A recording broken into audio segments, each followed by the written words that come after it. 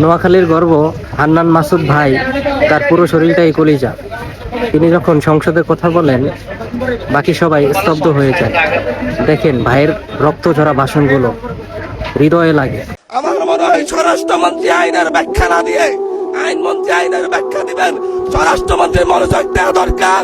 সারা দেশে কোথায় কোথায় সন্ত্রাসীরা রয়েছে, আমরা রক্ত ঝরিয়েছি বলে আপনারা আজকে সংসদে প্রধানমন্ত্রী স্বরাষ্ট্রমন্ত্রী হয়েছেন।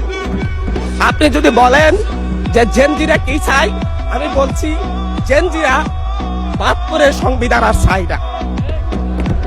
আপনি যদি বলেন জেনজিরা কি চাই, আমি বলতে এসেছি জেনজিরা এটাই চাই, স্বাধীনতার ৩০ বছর পরে জন্ম নিয়ে আমার মতো যারা সন্তানরা রয়েছে তারা কেন ভোটাধিকার পাই নাই তার জবাব চাই।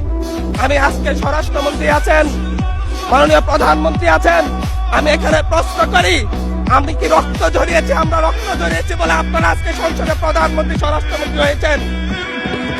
আমরা বলেছি নতুন বাংলাদেশ দিব, আমরা নতুন বাংলাদেশ আবার প্রতারণার রাজনীতি দেখতে চাই না, প্রবঞ্চনার রাজনীতি দেখতে চাই না। যেই গণভোটের পক্ষে আমাদের মাননীয় প্রধানমন্ত্রী প্রচারণা চালিয়েছেন, যে আদেশের পক্ষে মাননীয় সরকার দলীয় সংসদ সদস্যরা প্রচারণা চালিয়েছেন, আজকে এখানে এসে কেন এটা নিয়ে আবার দীর্ঘ আলোচনা হতে হবে? এই বিশ্বাসঘাতকতা মাননীয় স্পিকার, এই রাষ্ট্র আর সইবে না, আপনারাও সইতে পারবেন না। বিশ্বাসঘাতকতার মূল্য এই দেশে আবার দিতে হবে আপনাদেরকে। আপনারা যারা আপনাদের ভাইদের রক্ত ঝরিয়েছে, খুন করেছে, খুনের মামলা আছে, তাদেরকে আবার পুনর্বাসিত করে আমাদেরকে খুন করার জন্য লেলিয়ে দিচ্ছেন।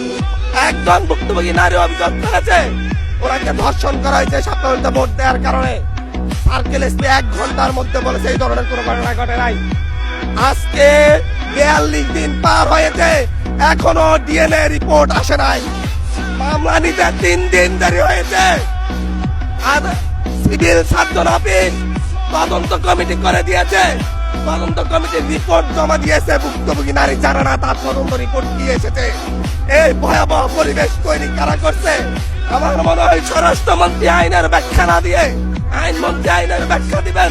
স্বরাষ্ট্রমন্ত্রীর এসবে মনোযোগ দেওয়া দরকার, স্বরাষ্ট্রমন্ত্রীর মনোযোগ দেওয়া দরকার। সারা দেশে কোথায় কোথায় সন্ত্রাসীরা রয়েছে, সেই সকল সন্ত্রাসীদের তালিকা করে তাদেরকে বিচারের ব্যবস্থা করা দরকার।